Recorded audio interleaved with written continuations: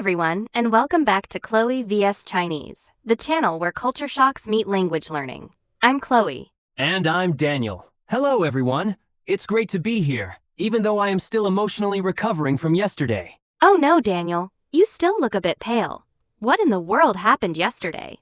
I thought you were just going to a nice birthday party for your friend's grandfather.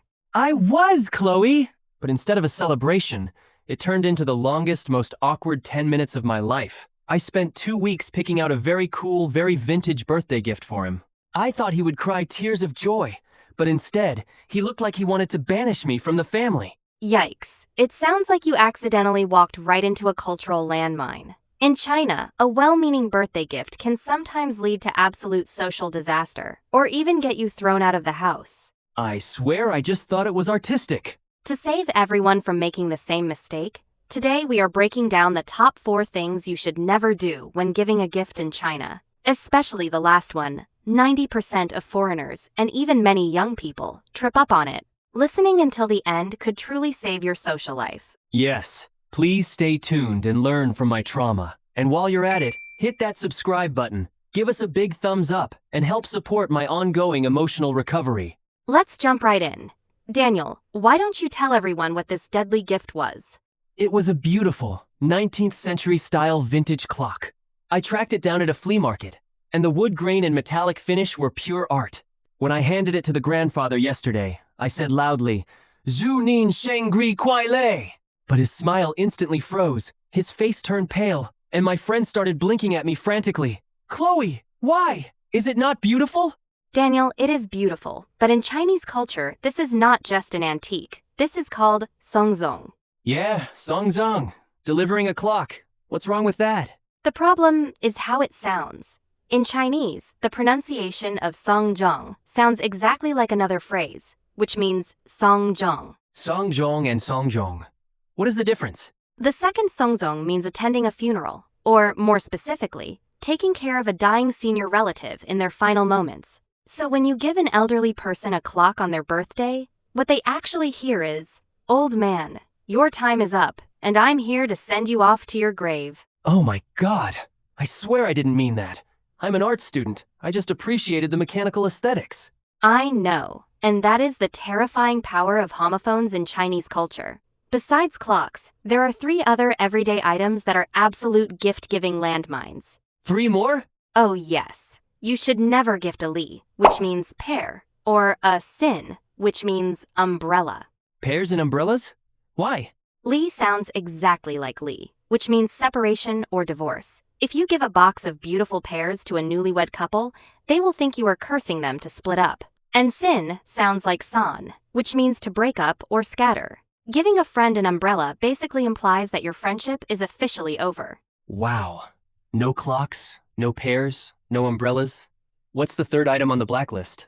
It's a lickmousy, which means a green hat. A green hat? Wait, what's wrong with a green hat? I love green hats. They look super stylish and earthy.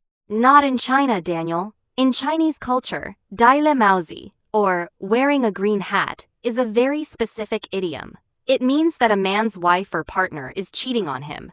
Wait, what? Wearing a green hat means you're being cheated on? Exactly. So if you enthusiastically gift a Chinese guy a trendy green baseball cap or a cozy green beanie, you are basically looking him in the eye and saying, "Hey pal, I bet your wife is having an affair." Oh man, I actually almost bought a green snapback for my friend last week because it matched his jacket. Thank goodness I changed my mind. Giving a gift in China feels like navigating a linguistic and cultural minefield. It really is. But that brings us to the second thing you should never do. Daniel, you mentioned another part of yesterday's visit that hurt your feelings? Yes! After the grandfather reluctantly put the gift aside, I kept looking at him and said, "Grandpa, aren't you going to open it? It's really beautiful inside." But he just said a quiet ziexi and never touched the box again. In the West, opening a gift in front of the giver is considered polite because it shows you're excited and care. Why was he so cold? Daniel, this is another huge cross-cultural misunderstanding. In China, opening a gift right in front of the giver is actually considered rude. What? Why? Aren't they curious? Of course they are curious, but Chinese culture places a huge emphasis on hangsu, meaning modesty, and guaji mianzi, which is saving face. If you open a gift on the spot and it turns out to be incredibly expensive, you feel immense pressure, and looking too happy makes you seem greedy. On the other hand, if you don't like the gift, it's very hard to hide that disappointment in front of the giver, which makes you both look embarrassed. Oh, so by not opening it immediately, you are protecting everyone's face? Bingo! The correct etiquette is to accept the gift with both hands, offer a sincere thank you, and set it aside carefully. You open it in private after the guest leaves. Man, and there I was yesterday, practically forcing the poor man to open his own Grim Reaper clock on the spot. I want to crawl into a hole. Don't worry, it gets even more intense. This last rule is the ultimate mind game for foreigners. Number 4. The Chinese art of refusal, or what I like to call the Tai Chi push and pull. Wait, I know this one! When I handed the gift over, my friend's dad and grandfather both started waving their hands and yelling, "Buyao, buyao! Na hui ku, tai kechi lei!"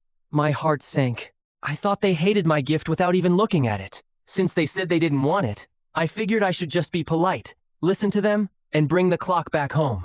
Oh no, if you had actually taken it back home, you would have been blacklisted from that house forever. But they were literally shouting no at me. Listen to me, Daniel. In China, when someone looks your gift and says, "Buyao buyao, tai kechi lei," they aren't actually rejecting you. They are performing a mandatory social ritual. A social ritual?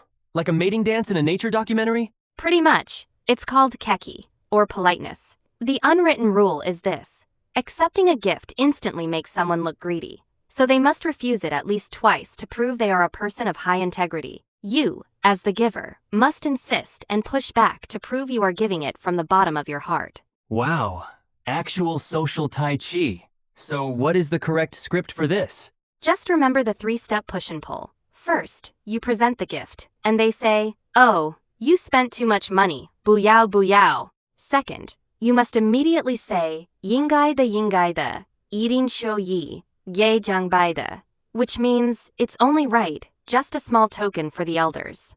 Third, they will say, "Next time truly don't bring anything," and then they will gracefully accept it with both hands. Ritual complete. Unbelievable. Giving a gift feels like a psychological chess match.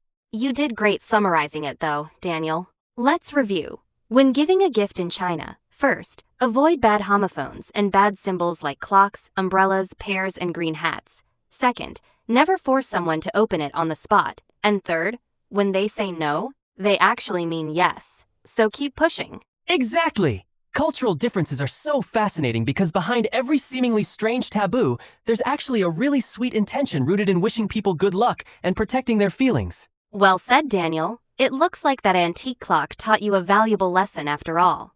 To everyone watching, what are some unique gift-giving taboos in your country? Or have you ever experienced a crazy culture shock like Daniel? Let us know in the comments below. Don't forget to subscribe to Chloe vs Chinese, give us a like, and share this video with anyone planning a trip or doing business in China. Thank you for listening, everyone. Zaijian for now. Zaijian. Bye, everyone.